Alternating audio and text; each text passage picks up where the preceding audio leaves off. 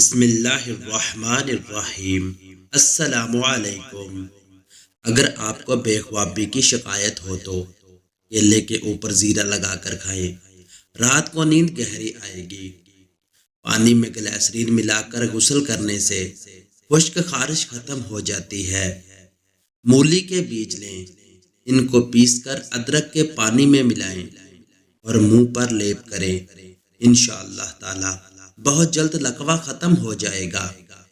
اگر صبح اٹھتے وقت ایڑیاں دکھتی ہوں تو بکری کی چربی اور زیتون کا تیل ملا کر ایڑیوں پر لگائیں۔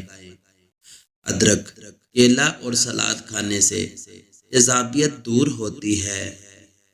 جن بچوں کے سینے میں بلغم کا جالا آتا ہے اس کے لیے سہاگا لے کر کوٹ کر پانی میں پکا کر 2 سے 3 چمچے بچے کو دیں، فوراً سینہ صاف ہو جاتا ہے۔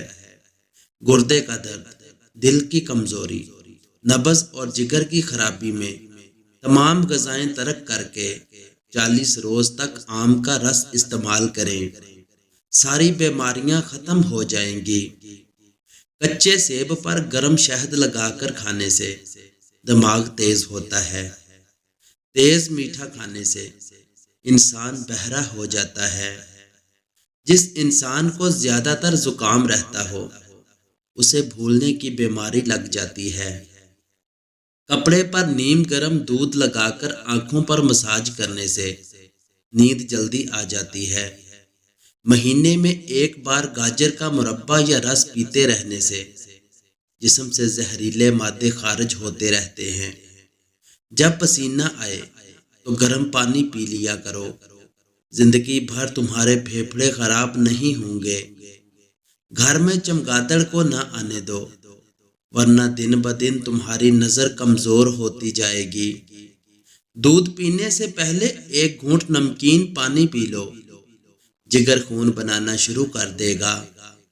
سر کو تیل سے تر رکھنے سے عمر میں اضافہ ہوتا ہے۔ ہلتے ہوئے دانت پر ادرک کا پانی لگاؤ، دانت مضبوط ہو جائیں گے۔ بچے کی پیدائش کے بعد پیٹ لٹک جائے تو بند گوبھی کھانا شروع کر دو، پیٹ پتلا اور خوبصورت ہو جائے گا۔ آپریشن کے بعد اگر پیٹ پھول جائے تو گاجر کھائیں۔ پیشاب میں جھاگ جس کی کئی وجوہات ہو سکتی ہیں جیسا کہ شوگر اور ہائی بلڈ پریشر۔ مسالوں کو روشنی اور چولہے کی تپش سے دور رکھیں۔ عموماً چولہے کے قریب یا روشنی میں رکھا جائے تو ان کی خوشبو ختم ہو جاتی ہے۔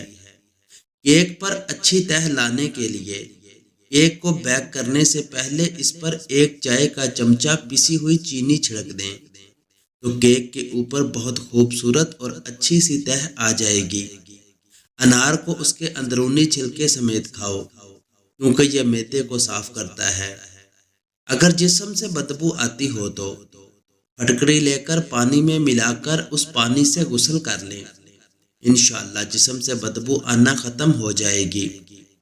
زیرہ سفید کو منہ میں رکھ کر چبانا اور لاب تھوکتے رہنا منہ کے چھالوں کے لیے مفید ہے۔ ابلتے ہوئے دودھ کو گرنے سے بچانے کے لیے دودھ کی دیگچی کے کنارے پر تھوڑا سا گھی مکھن لگائیں، پھر دودھ ابالیں تو دودھ چھلکے گا نہیں۔ اگر گلے میں خراش رہتی ہو اور بار بار ادویات سے صرف وقتی فائدہ ہوتا ہو تو اس کے لیے ہر وقت کالی مرچ منہ میں چبانے سے افاقہ ہوتا ہے۔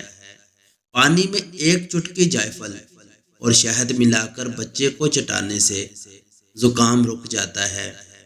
دودھ کی کمی دور کرنے کے لیے برہمی بوٹی اور 4 مغز ہم وزن پیس کر رکھیں، آدھا چمچ صبح شام کھا جائیں۔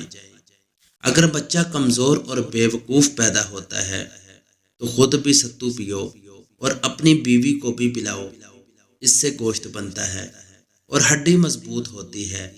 جب ہڈی مضبوط ہوگی گوشت ہوگا تو بچہ طاقتور پیدا ہوگا۔ ضعیف جگر کے مریضوں کو روزانہ 1 پاؤ گنے کا رس پینا انتہائی مفید ہے۔ گنے کا رس تازہ اپنی نگرانی میں نکلوا کر برف میں انتہائی کم ڈلوائیں اور پئیں۔ اللہ حافظ۔